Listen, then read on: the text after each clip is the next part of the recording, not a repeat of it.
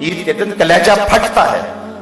ایک طرف ہم عید کی خوشیاں منا رہے ہوتے ہیں اور ایک طرف غریبوں کے بچے روٹ کے بیٹھے ہوتے ہیں کہ اتنے پیسے دو گے تو ہم گھر سے جائیں گے.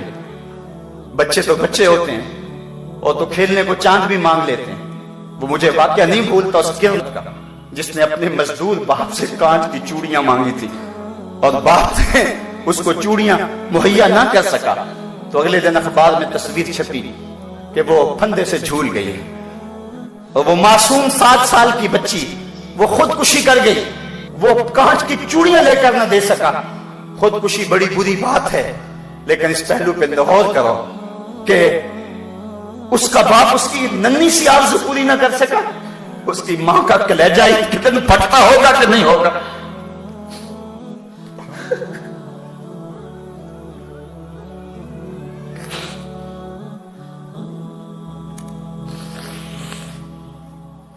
اعلی نسب کوٹھیوں میں رہنے والوں غریبوں کی جھونپڑیوں کو بھی دیکھو. بڑی بڑی کاروں میں گھومنے والوں ان پیدل چلتے لوگوں کے دکھوں کو بھی سمجھو. اپنے گھروں میں گھی کے چراغ جلانے والوں ان لوگوں کو بھی دیکھو جو نان شبینہ کو ترستے ہیں. رات کو جن کے گھر میں چولہا روشن نہیں ہوتا. 7-8 سال قبل میں ایک دن بازار گیا. چھوٹی عید کا دن تھا. میرے ساتھ میرا بھائی بھی تھا. تو میں نے کہا کہ گھر جا رہے ہیں چلو کوئی چیز لے جائیں آج عید کا دن ہے. تو مچھلی بازار میں چلے گئے. تو میں نے وہاں ایک عجیب منظر دیکھا جو آج تک مجھے بھول نہیں سکا. ہم نے اسے کہا کہ ہمیں مچھلی دے دے. تو وہ مچھلی کو صاف کر کے جب اس کو کاٹنے لگا تو اس کا سر ایک بالٹی میں ڈال دیا اور اس کے پیچھے دم اس نے تھوڑی سی زیادہ کاٹی اور تھوڑا سا گوشت جس کے ساتھ چلا گیا وہ بھی بالٹی میں ڈال دیا. اس طرح جو بھی وہ مچھلی تیار کرتا تو سر اور دم بالٹی میں ڈالتا چلا جاتا. باقی اس کا جو بھی اس سے غلاظت اور جو کچھ بھی اس سے جو ہے وہ جھڑتا وہ نیچے پھینکتا چلا جاتا. تجسس تھا کہ یہ بالٹی میں کیوں ڈال رہا ہے. خیر تھوڑی دیر کے بعد میں نے دیکھا کہ ایک نوجوان آیا پیچھے سے. اس نے اس کو 10 روپے دیے اور اس نے اس بالٹی میں ہاتھ ڈالا اور چند مچھلی کے سر اور چند اس کی دمبے نکال کر کے ایک شاپر میں ڈال کے اس کو دے دی. حیران سا ہو گیا کہ اس نے یہ کیا کر دیا. خیال تھا کہ شاید یہ کوئی نوجوان سا ہے شاید کوئی کبوتروں کو ڈالتا ہوگا کوئی ایسا معاملہ ہوگا اس کا کوئی کبوتر کی غذا بناتا ہوگا. لیکن اس کے باوجود جو ہے وہ تجسس بڑھتا گیا. مجھ سے نہ رہا گیا. میں اس کے پیچھے چلا گیا. میں نے کہا کہ نوجوان اس کو کیا کرے گا. اس کی نظریں تھوڑی سی جھکیں اور مجھے کہنے لگا اس کا شوربہ بناؤں گا اور مچھلی کا مزہ مل جاتا ہے اس سے. صاحبوں میں عید کے دن کی بات سنا رہا ہوں اور اس ملک کی بات سنا رہا ہوں. جب اس ملک کے اندر لوگ ایسی زندگی عید کے دن بھی گزاریں گے وہ تو حکمرانوں کے گریبان نوچنے کو آئیں گے. وہ تو امیروں کے گھر دیکھ کے خوش نہیں ہوں گے.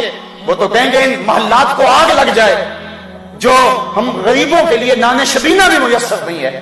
یہ میں بات جو ہے وہ اپنے معاشرے کا دکھ آپ کے سامنے رکھ رہا ہوں. اللہ قیامت کے دن اتنی دیر تک کسی شخص کو اپنے سامنے سے ہٹنے نہیں دے گا جب تک یہ پوچھ نہیں لے گا کہ وفیما انفقہ یہ مال تو نے کہاں خرچ کیا ہے. آج تو افطار پارٹی بھی ہم کرتے ہیں تو ہماری کوشش ہوتی ہے کہ اس میں بھی 2 عدد وزیر آ جائیں اور ہماری شہرت ہو جائے. غریبوں کو تو کوئی وہاں بھی نہیں پوچھتا ہے. ولیمہ ہوتا ہے تو اس وقت بھی ہم فہرست بناتے ہیں تو کہتے ہیں ان لوگوں کو بلائیں کہ جن کی وجہ سے ہمارے گھر کی زینت بنے اور کہیں فلاں فلاں لوگ آئے ہوئے ہیں. کبھی غریبوں کو بھی خیال کیا. حکمران تو وہ تھے لوگوں کی دہلیز پہ امن دینے والے, لوگوں کی چوکھٹ پہ جو ہیں وہ نور بانٹنے والے. اور تمہیں میں حضرت عمر کی کہانی سناؤں. حضرت عمر جن کو تخت حکومت پہ بیٹھتے تھے اور ان کا تخت کو سونے زبرجد کا نہیں تھا, مسجد نبوی کی چٹائی تھی اور سارا دن وہاں بیٹھ کے لوگوں کی باتیں سنتے. اور جب رات کے اندھیرے گہرے ہوتے عمر بھیس بدل کے مدینے کی گلیوں کا گشت کرتے. کہا تمہارے گھر سے دھواں نکل رہا ہے اور بچے رو رہے ہیں, ان کو کھانا کیوں نہیں دیتی. کہنے لگی عمر کی جان کو رو رہی. عمر کے پاؤں تلے سے زمین نکل گئی. کہا کیا ہوا. کہا 3 دن سے ہمارے ہاں کھانے کے لیے کچھ نہیں ہے. روزانہ بچے روتے ہیں اور ہنڈیا کے اندر پتھر ڈال کر کے نیچے سے آگ ڈالتی رہتی کہ بچے انتظار کر کر کے سو جائیں گے. کم وقت سو بھی نہیں رہے اور وہ پتھر پکیں گے بھی کیا, اور میں عمر کی جان کو رو رہی ہوں. حضرت عمر کا کلیجہ دہلنے لگا. فوراً پلٹے واپس बैतुल माल में आए, घी का एक कनस्तर लिया, आटे की बोरी ली, मिर्च मसाला जात बहुत कुछ उठाया, अपने कंधे पे रखा, बोरी अपनी कमर पे ला दी।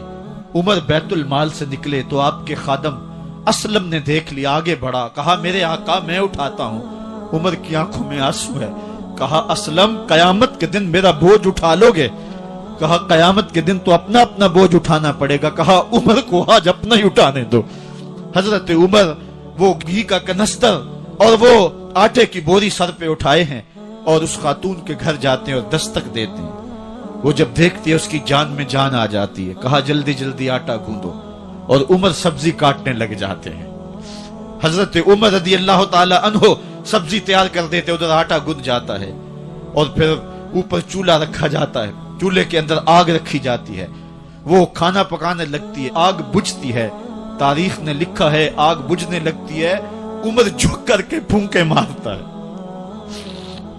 उमर झुक झुक के फूंके मारता है।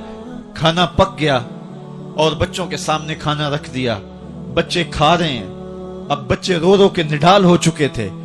हजरत उमर अपने हाथों को और अपने घुटनों को और अपने पांव को जमीन पे लगा के, जिस तरह बकरी का बच्चा चलता है वेड़े के अंदर, कभी इधर चलते हैं कभी इधर चलते हैं, ताकि बच्चे मुझे देख के खुश हों और दिल में कहते उमर जितना रुलाया है अब इतना हंसाना भी पड़ेगा। तो कभी उमर अमीरुल मोमिनीन, ये मैं किसी आज के जो है वो लोगों के वोटों पे मुंतखब होने वाले हुक्मरान की कहानी नहीं सुना रहा, मैं उस उमर की कहानी सुना रहा हूं जो 23 लाख मुरब्बा मील का हुक्मरान है, आधी दुनिया का बादशाह है। हजरत उमर जो है जिस तरह बकरी का बच्चा चलता है, इस तरह अपने हाथ और अपने घुटने जमीन पे टेक करके जो है वो इस तरह चलते हैं। बच्चे उमर को देख के मुस्कुराते हैं। जब बच्चे मुस्कुराने लगे तो हजरत उमर ने उस खातून से कहा बुढ़िया उमर को माफ कर दे।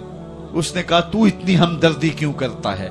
कहा उमर बेचारा बड़ा फंसा हुआ है, फिक्र है उसको यरमूक को फुस्तातो हुलवान की, जब फतह है मिस्र तो तैयारी है ईरान की। आते जाते वफद से मुलाकात भी करता होगा, आते जाते वफद से मुलाकात भी करता होगा और शब को मालूम हालात भी करता होगा। कांटों में उलझी हुई बेचारे की जान है, नींद उसको भी आती है, आखिर वो इंसान है। मेरी बहन उमर को माफ कर दे। उसने कहा नाना उमर की बात मेरे सामने न कर, कयामत का दिन होगा, उमर का गिरेबान होगा और मेरा हाथ होगा।